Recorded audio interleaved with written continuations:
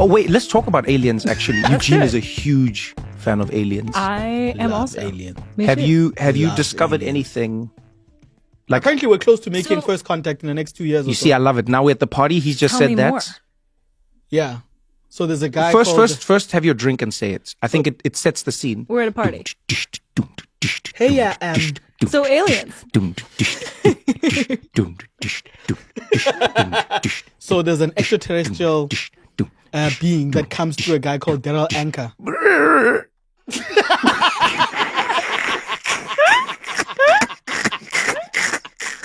Don't you just hate it when your pessimistic friend is a DJ?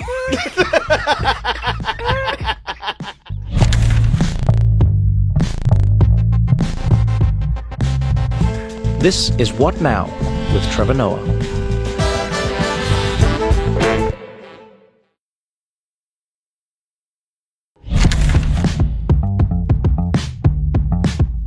You take your time.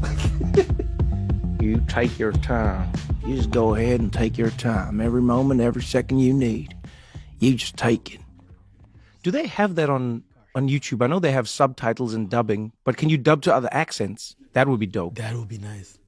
We should just have the whole episode in a southern accent. I think you should do that for this episode. We really should. I think you should ADR it after. Just do the whole thing. What's ADR?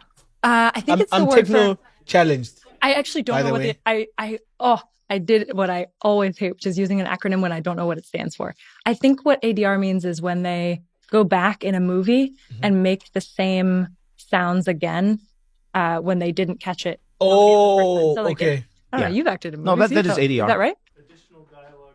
Ha! Additional dialogue recording. But they should have a name for it when it's over the other one, because not additional. This is the same dialogue recording. Just do it again. In a southern accent. It should be called DDR, duplicate dialogue recording. And you can upload your own audio files on YouTube. What do you mean? So you could post the video. Yeah. And then you post another audio file. And I think you'd have to call it, you'd have to choose a language. I don't think like Southern American. We should start doing that. Yeah. We'll make every episode in another accent as well. Because people think of everyone who speaks other languages. Mm-hmm. But what about other accent speakers? What about them? Yeah, no one cares about We them. could be doing this whole episode in an English accent. Eugene, I say Eugene. I couldn't, but you could. Yo, but the universal African accent must never see the light of day ever again. I'm definitely not. Because whoever came up with that because even in Africa, you with your accent, are you talking about? You see, I can't even do it. It's hard. Yeah, that accent. It's in every movie where there's Africans, but they're not African. Africans hear it, but where it's a very specific kind of accent. I don't even know how to do it because it's nowhere. You shouldn't know. It's nowhere. Because if you did know, then you come to Hollywood. Yes, the booty. No, but do you we were talking about this just before we started recording, and I wonder if you have to think about this. As your platform has grown, as you've gotten bigger, do you have to think about balancing out what you'll do for a view and then what the views will do for the people who are viewing the thing? Tell me more about what you mean by that. So what we were chatting about earlier is, let's say I'm interviewing somebody on the show, right? We're hanging out here. It's me, Eugene, the person, whoever it is. Let's say they're a politician. And then you go, for instance, we had Zoran on the show. And then someone's like, oh, it would be cool if you did a thing on Trump and whatever. And then I go, it could be cool and it could be crazy and you could do whatever you want, right? So I could go off and do let's say I do a mini roast of Trump or whatever. Here I am with Zoran. Yeah. So he's like, Zoran Mamdani, the mayor of New York. And then you're like, oh, let's play out what happens. Zoran's like, welcome, Zoran. Nice to see you in my office. Mama Danny. Nice to see you. Mama Danny. Now, if he joins in and Trump sees that and Trump gets pissed off and then goes, oh, I'm going to cut funding for New York. Was it worth it? No. That's my point. Yeah. So now, but I wouldn't have to think that if we only had 50 viewers. Then you just do whatever you want. Yeah, but you wouldn't feel good about it even if you had 50. Oh, I would definitely feel good about it. How can you not feel good about an act out? Well, I'll just say about my show, I've constructed the whole thing so that it prevents that question. Because the premise of the show is I'm going to genuinely explain something to you that's complicated, that I want you to understand.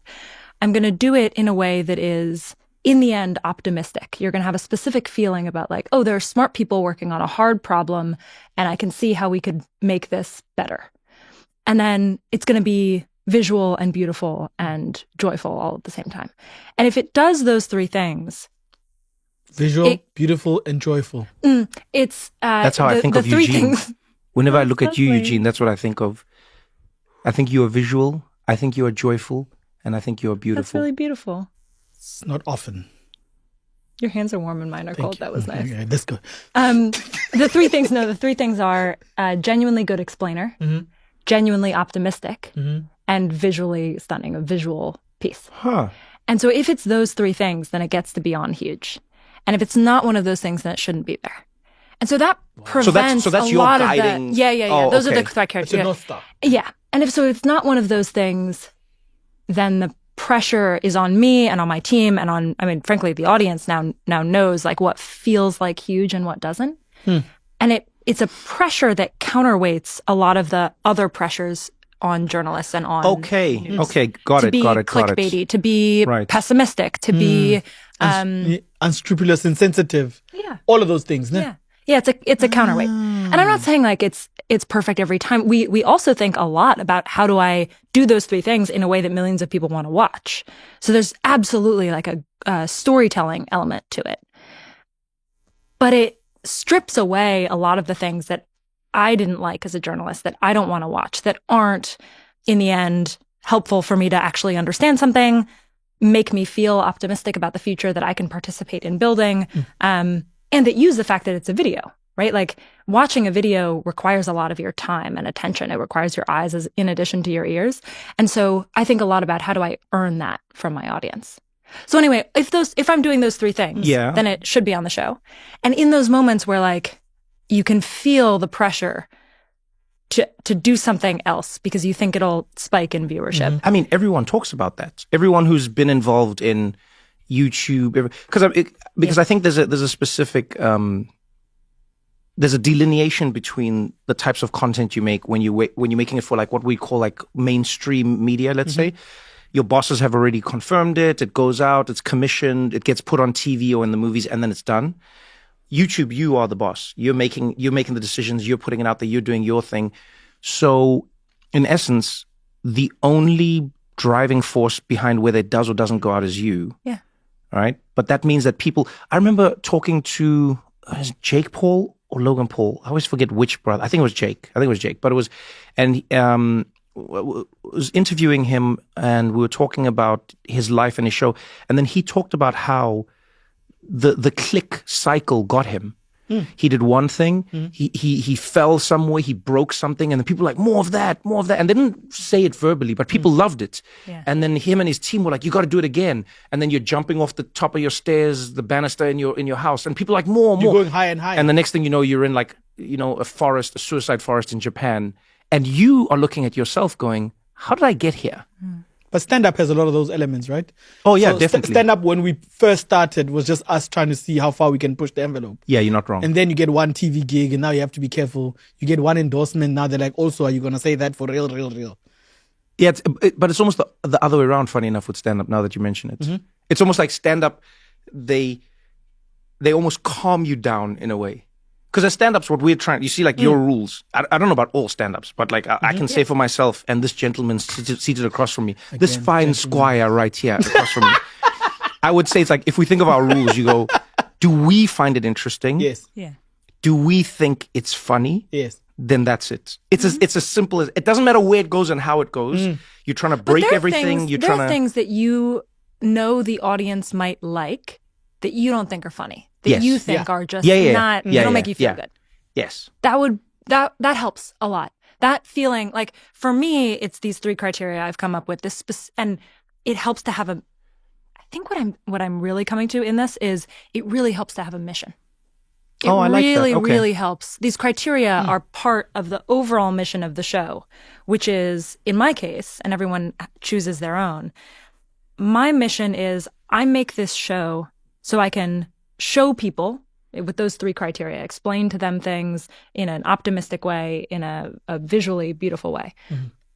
I make this show so I can show people visions of the future, because I believe that if they see those visions in an optimistic way, they can help build them. So my goal, I'm not an engineer, I'm not a scientist. My goal is to present who's working on hard things and how are they doing it and what could it potentially do and how could it go wrong and how could it go right, and make a optimistic explainer video that helps people see if you're watching it in the audience and maybe you are someone who could help, and I believe that everybody can in their own way. Yeah. You can help participate in making that better somehow. I look at people And like that's you the with a mission and I go, why do you care?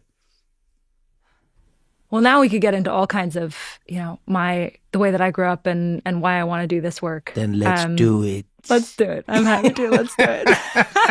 I like how you said it like we don't have an option. You're like, no, well, then I got to get into it. It's like, you've come to the right place. Why did you get it? Because I remember I'll give you a bit of context. When I first came across your work, I had just started on The Daily Show. So I joined The Daily Show in 2015, right, when Jon Stewart was still around. And so I was just a correspondent. John would phone me, be like, come and do this funny thing. I would be like, yeah. And then we'd leave. And then, you know what I mean? Back and forth, back and forth. John announces he's leaving. They find a new host. The host happens to be me. I've shrunk the process down. But before I was going to host the show, I went through this, I want to say 6-7 month period of just, gorging on every piece of content that I could. Because I just had to learn about this new country and this new place, but from the inside. So what's the news? Where's the news coming from? And then America's unique, and I guess now it's not as unique as it was at that time, in that the news doesn't just come from one place. Yeah. So we grew up where it was like, did you watch the news? Yeah. Yes, I watched the news. And then now here it's like, which news? Whose news? Whose news? Yeah. Who said it's the news? Yeah. So now I'm watching all news, collecting all news. And I remember coming across your work, and at the time it was on Vox, right? Yeah. And Vox was this new platform that had come out, and they were explaining stuff, and they made the news digestible. And let me tell you, if there's somebody who needed stuff explained, this guy right here. Because I was like, what is a filibuster? Wait, what is happening? Who's passing the laws? Who gerrymandering? Who's Jerry? Why is he mandering? Yeah. What is going on here? Right, I was like, what is happening in this country? And the funny thing is, Americans will make it seem like they know what's happening. Yeah, they make it look like everything is normal. Yeah, and then when you find out about it and then you ask most Americans, they'll be like, I actually don't. I actually don't. And not in like a shit way. It's just there's so many intricate little details to the system. And that's when I came across your work. You're making these videos, and it was doing pretty well. And then you just left. And you left when things were going well at Vox, and you were just gone. This is the best time to leave anything. That's the craziest. There you really have to wait for a workman's comp. Leave your marriage. Eugene's high. advice: leave your marriage on a high. Make sure to leave your marriage on a high. Honey, can I just say, I am having the best time ever I love you so much. I love you so much. I'm leaving. What? Yeah, I just figured. Eugene's advice. So take us through. It wasn't like that. No, so let's go back. Let's try and understand. Yeah. I think, as Eugene eloquently pointed out, how do we get to the core of this person who wants to make things that are optimistic and informative and visually beautiful in a world where you get more reward for making things that are negative and rage baity, and because you could have a big show on YouTube doing that. You could go, let me show you why the Hadron Collider is going to kill all of us. Let me show you why dinosaurs are going to come back and kill all of us. Let me show you why asteroids are going to kill all of you. Could make that, and I think it would maybe do slightly better than what you currently have. In the very short term, maybe. Oh, I like this. So let's go down a rabbit hole. You're good. How do we meet you at this point? What happened in your life that made you this person? So if we rewind all the way back, I was a kid I grew up in Washington, D.C., and my parents were both lawyers. And my mom was working for Congress, and my dad was a litigator, and he did a lot of death penalty cases. And we would talk about these things. We would talk about my homework, and we would talk about their work at the dinner table. And both of my parents were the kind of people where if I gave them something that I'd written, they would cross out the lines really brutally and say there's a simpler way to say this. You can always say it in a simpler way that people can better understand. Wow. And my dad, in these cases that he would work on, I really saw as a young kid how if you can explain something complicated in a way that 12 normal people can understand, you can actually save someone's life. In a real way. That's what he was demonstrating when I was a kid. And I guess that lesson stuck with me. It's hard. Sometimes it's easier now to draw lines from, what you did. Now I see how